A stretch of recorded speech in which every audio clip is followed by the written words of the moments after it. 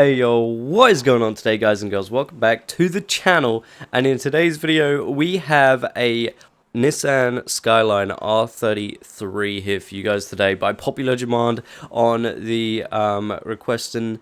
You guys have been blowing up the comments for this this Skyline, so here we are with the R33 today. I hope you guys enjoy. I'll see you guys after the intro.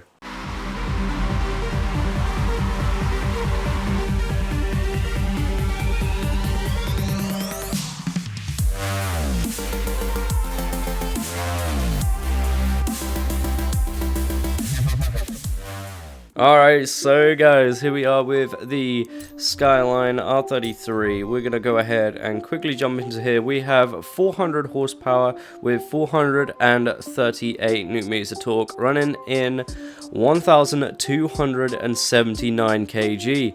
Now, this thing is we're running at 400, right? You know how all my builds so far have been like 300, 200, 250, 350, all that sort of stuff.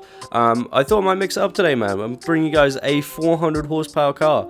Now, I do have one of these built at 300, and it does feel great.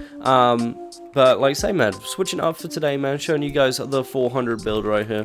So moving straight over to conversions right here, we got engine swap. We have left the stock engine in here. Stock engine is the RB26, so we have left that in here for today, man.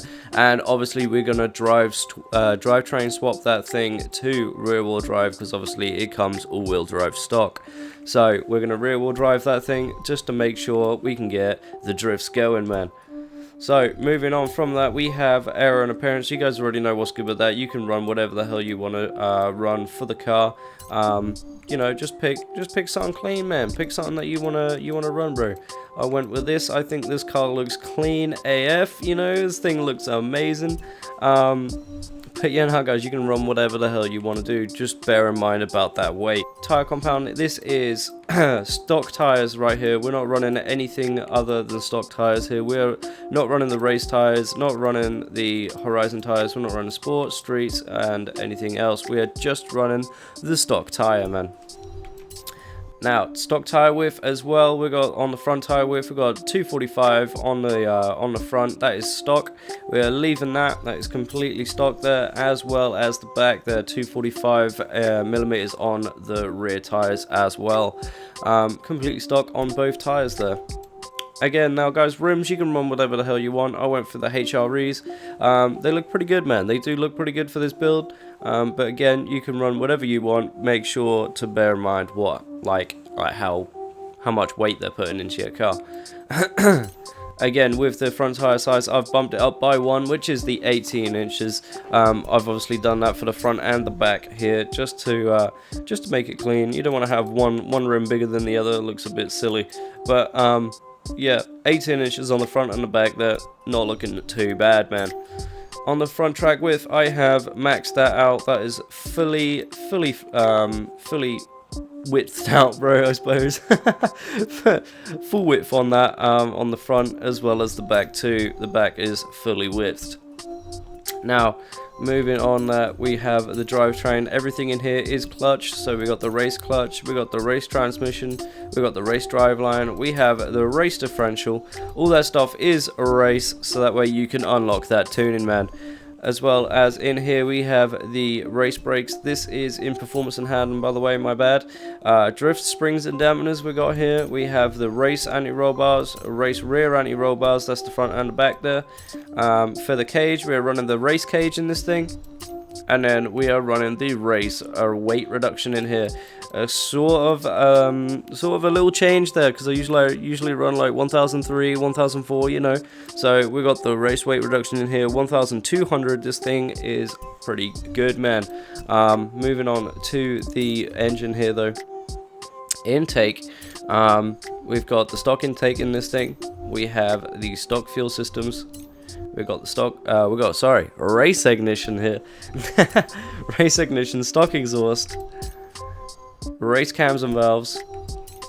We have the race valves here. Stock engine block, stock pistons, stock 20s, stock intercooler, race oil and coolant, and the race flywheel, man. That should give you the 400 horsepower flat with the 438 newton meters of torque, man. So guys, we're gonna go and hop into the tune here. Bear with me here. Alright guys, so that was all of the engine and interior upgrades that you can get for this car.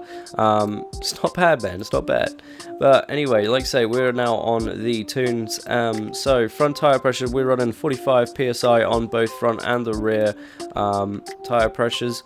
Once again, you can run that. You can run a bit more if you want to. That's completely up to you. But I prefer to run over 45 or 50, depending on the car. But yeah, no, that's completely up to you guys. You can run something a little bit more if you want to, but I do prefer higher psi. But anyway, moving on to gear in here, we got 3.00 on the final drive. First is 4.04, second is 2.56, third is 2.07, fourth is 1.68, fifth is 1.38, and sixth is 1.15. Once again guys, you can pause this video right here and get these gears 100%, so make sure that you can slide this car, man. This car does slide in second gear. This car is preferred. I do tune all of my cars for second gear, so just so you know, second gear is golden gear, third gear is your catch up gear, or like say you can catch up with that gear. Fourth, fifth and sixth are my cruise gears for this car, so you can cruise along quite nicely with those gears. However, second is your main gear there. Moving on to alignment here, we have negative 5.0 degrees of front camber here, and in the rear we have a negative 4.5 degrees. Not a bad little setup for this car. However, you can run the negative 5 on this thing, because this thing it can be pretty fast. So you can run the negative 5.0 and it will still feel absolutely amazing. So be sure to try it out, you know, be sure to try out the negative 5 degree of camber just to make sure, just so you guys know. Be sure to change up the gearing as well if you do want to do the negative 5. Just sure to feel it out in the second gear, and you know, bump it up towards speed, so that way you can make sure you're not running that red line. But anyway, like I said, yeah, you can run the negative 5 if you want to. Moving on to toe, you've got the 1.0 degrees of front toe, and in the rear we have negative 0.2 degrees of rear toe, and then on the angle we have 6.5.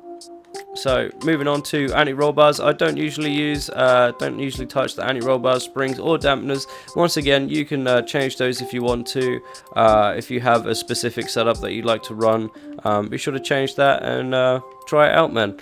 But anyway, brakes. Balance here, we got 60% balance and the pressure is 70%. You want to make sure you can either change that down a little bit if you want to, turn it down to 50 if you have a heavy finger, I guess, because I don't really usually tap like my trigger down all the way. So if you do have a heavy finger and you want to turn that down a little bit more to like 50 or 25%, whatever you guys want to do, be sure to do that. But 70 I feel runs better, is like the best for me. So like I say guys, you can try it out, but if you wanna bump it down a little bit more, that's absolutely fine, man.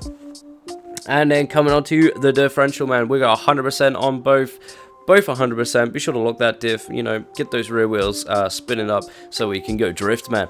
Okay guys, let's go hit a track somewhere in the winter wonderland of Horizon 4. Don't know where yet, but we'll think of something. Alright, so guys, we're gonna go ahead and run this little Lego expansion track right here. This is one of the new ones that I've made recently. I say recently, it's been like a few weeks since I made it, but I haven't actually run it anywhere, you know. So yeah, no guys, I hope you guys enjoy this track, and I shall see you guys after this run, man.